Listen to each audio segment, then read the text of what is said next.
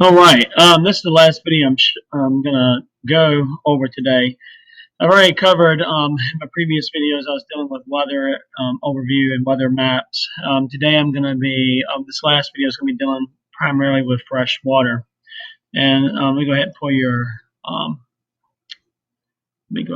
pacing guide up. We see here scientific reasoning and logic in fresh water. Let me go ahead and try to touch on both of these in the next 5-6 minutes, and this will be the last video I'm going to go over today. Scientific logic, that's dealing with how, let me look over it real quick, I'm sorry. Science explains and predicts the interactions and dynamics of complex Earth systems. Analyze how natural processes explain multiple aspects of Earth systems and their interactions. Make predictions using scientific data and analysis. And here we have area, constant, control, data, density, dependent variable, hypothesis, independent variable. All right. Well, science is based upon observation. It's kind of the question. That's the first step. You ask a question in the scientific method. And then you want to see if somebody else has actually asked that same question. So you research. That's the second step. The third step is you're going to form a hypothesis, an educated guess. You can't have an educated guess until you've researched. That's why that's the third. And then you're going to run your tests after you make your hypothesis. And remember, a hypothesis is like a belief statement based upon your research. So you run the test, and after the test, you're going to analyze the data. And when you analyze data, a lot of times you put it into graphs. Scientists use graphs that mark out the independent and dependent variables, or they do pie graphs to show percentages and stuff where they want to represent their data. So that's the fifth step, analyze the data. And not the last step, but the sixth step is drawing a conclusion, and then you share your information with other people. So science is based upon observation, and it has to deal with something that has to be seen, touched, felt, something that can be dealt with regards to the senses.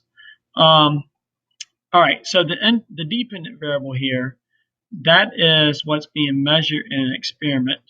You don't have any control over that, and that's going to go on the y-axis of a line graph or a bar graph, and the independent variable would go on the x-axis, and that's what you have control over. Let's see if I can show you that in a picture so you guys can get a visual of it. So, of course, you can see what I'm seeing. So, independent and dependent variable. So, okay, that's not pulling up right here, be good. Okay, well, that's not a very good picture. Looks like here the price of apples, number of pounds, and the cost in dollars. So your independent variable is here on the x-axis, and your dependent variable is here on the y-axis. It's not a really good example. I like this right here. Independent variable influences change in the dependent variable. So if I fool around with the independent variable, say for example, I go onto I'm doing a study on plant growth, and I want to see what type of plant grows best under what type of light. So I change the light type, the independent variable.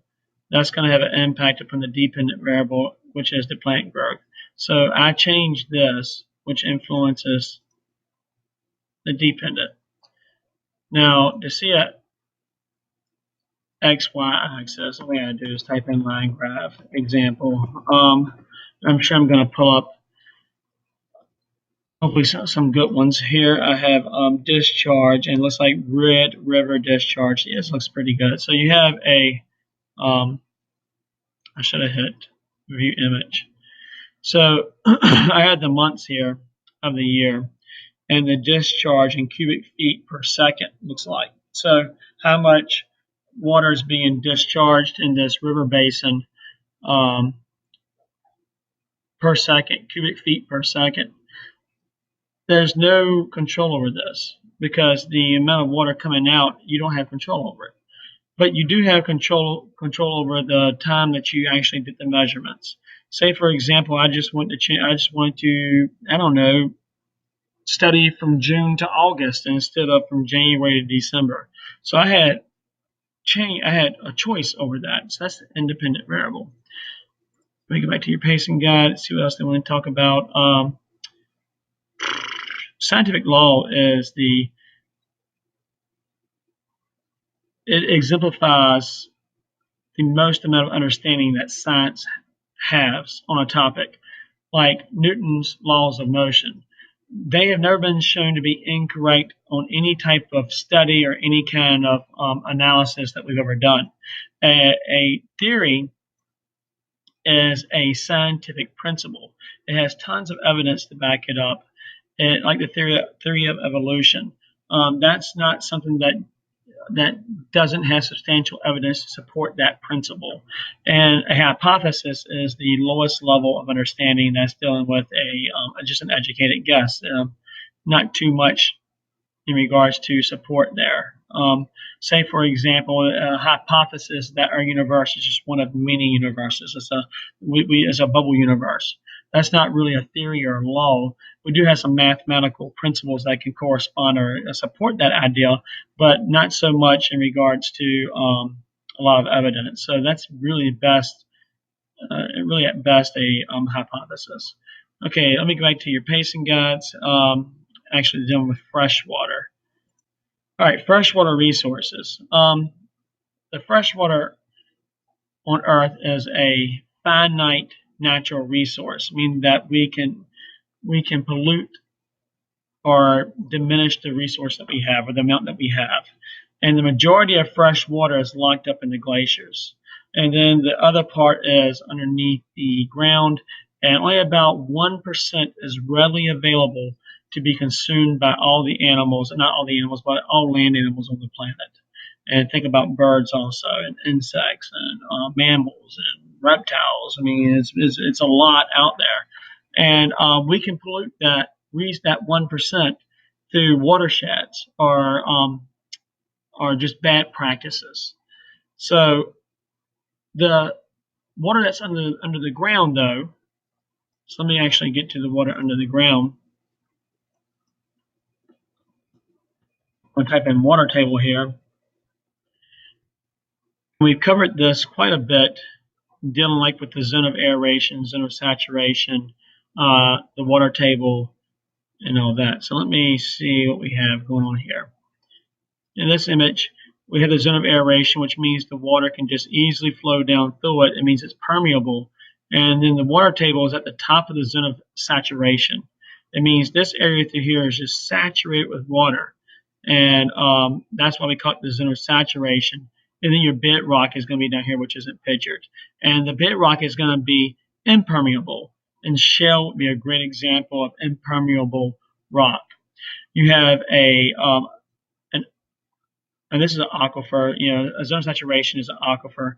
You have a well here that is pulling the water into this guy's house, and you can see that it's sucking some of the water out. So it's going to make this this level drop right to this region, and that's dealing with the water underneath the ground.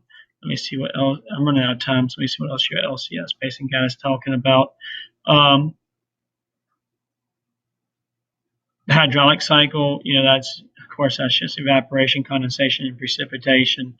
The Chesapeake Bay is the largest estuary in the United States.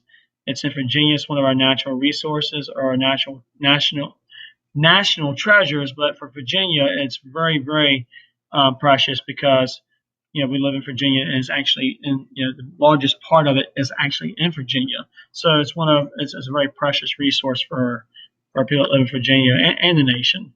All right, I'm gonna go ahead and stop it now because I just got noticed I only have like 25 seconds left.